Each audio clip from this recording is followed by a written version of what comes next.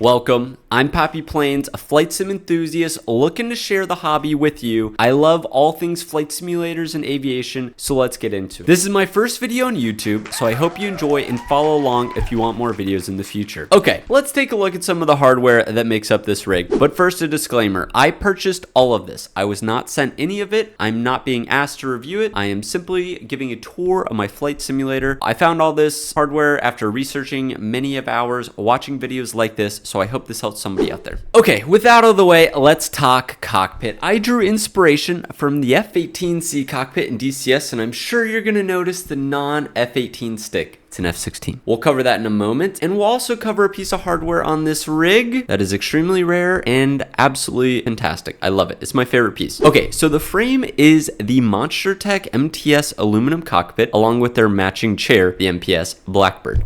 The aluminum extrude cockpit provides plenty of mounting points, which is why I went with it. I was considering like a DOF or some other frame, but this was just, there's so many mounting options. I just loved it. Like, I could put a collective anywhere. I could mount stuff like an MIP, a racing wheel, a yoke, whatever I want. It has a center cutout, which allows for the center stick to fit nicely, gives you some aft room movement. The material is a synthetic fabric, kind of like a synthetic leather, quite comfy, but a little pricey. On the left, we have the WinWing Super Taurus throttle. I've had this throttle for just over a year. It's up there with one of my all-time favorite pieces of flight sim equipment, but let me explain why. The range, the arc on this thing, it's like a foot and a half. Somebody correct me if I'm wrong. It is so long. It has idle cutoffs. It has afterburner detents. Okay, up next, buttons. Let's talk buttons, guys. You see those panels over there? That's my solution. It's the combat panel and takeoff panel from WinWing, modeled after the F-18C. Again, not one-to-one, so don't expect one-to-one, but it has everything you need. All the switches that you always use most frequently, they are right there. So, example, the laser, I'm gonna mess this up. The laser arm switch that's by like your right hip, it's on the combat panel. Jettison gear, the hook is on there. The hook's on the right side of the jet. The hook's on there. So, I love it. It makes flying the jets easy, and for those who are always like, oh, but what if you fly another jet? It's buttons. Like, you still have a gear hook, still have a flap switch. Like, it translates. But up front, you're definitely going to notice the MFDs and UFC. They're amazing. I saw these announced like 2 years, maybe a year and a half ago. So the UFC has LCD segments that match that of the Hornet. You can plug in your TACAN, your ILS, your autopilot, all that right there. The buttons are the only con, a little mushy. They should be clickety clackety, but they're not. It's awesome. The price alone, like, I did not expect it to be a low cost. I know it's all relative, but for what you get, I mean, it's hard to deny. They also have a version without the screens if you're like only flying VR, because in VR screens don't work. That's a DCS limitation, by the way. The lights on the MFDs match with the cockpit state, along with all the other panels. They all sync up. So if you dial down the light switch,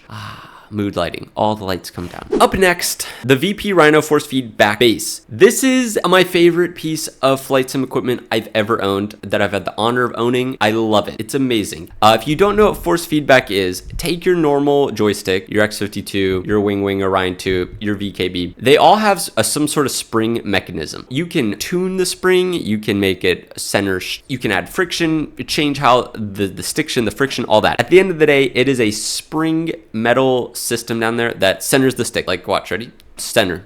And it might bounce a bit, center bounce.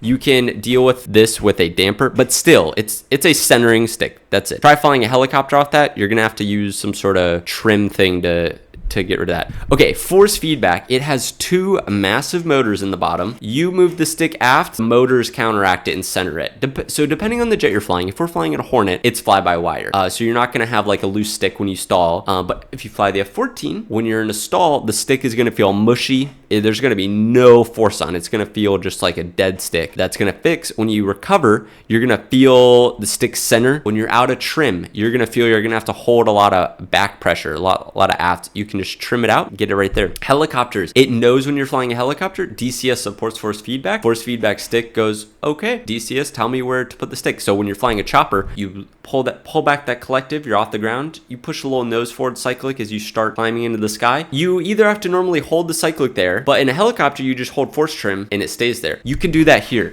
It mimics force trim, it mimics trim. It also takes in-game events like when you touch down, like when you slam on the runway, when you fire a missile, when you fire the guns. All those have a unique feeling or effect that the bass can do. So example, when you go into Afterburner in the Hornet, you'll feel a very small rumble in the stick. And it translates to the stick. It's similar to what Butt Kicker does, but Butt Kicker I think is a bit better for the job. This just adds a little bit of extra stuff. Some other things this can do. When you're in a jet like the F-15 or F-18 and you're pulling like 8 Gs, apparently in real life, the stick will become heavier because there's like a weight under it, like a pendulum, and it'll center. It'll feel heavier.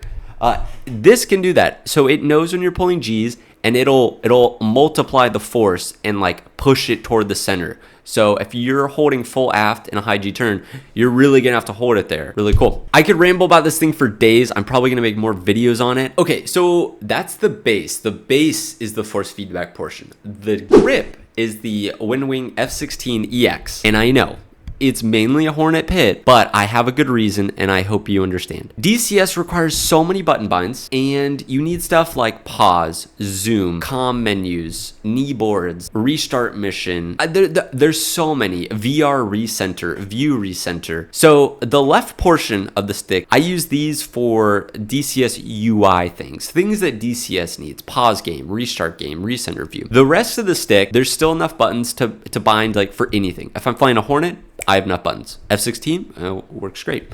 So yeah, that's why I went with the EX. It's kind of like a simism. Like I have to sacrifice it because I use those buttons all the time and it's nice to have. So maybe one day I'll get the F18 grip or a more realistic grip, but for now, that's what we got. Okay, for rudders, I have the MFG Crosswind V3s with the hydraulic damper. What is a damper? I don't understand it, but it's basically like a tube with some oil in it that you can, or air, and it adjusts how, okay, without damper, boom, it's springy. With damper, the damper negates that back and forth motion. So if you have pedals and they feel springy, a damper would help with that. The MFGs just support it.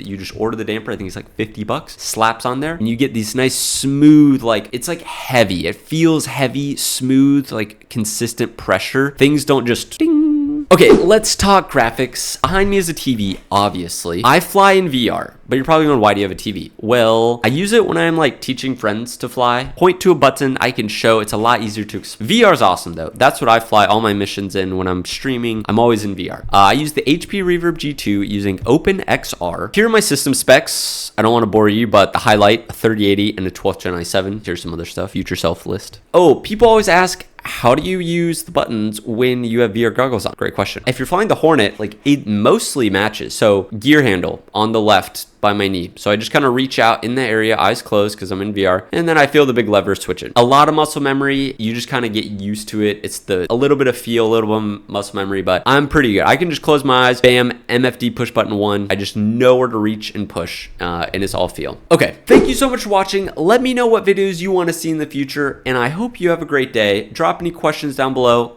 I'll answer every single comment. Thank you so much.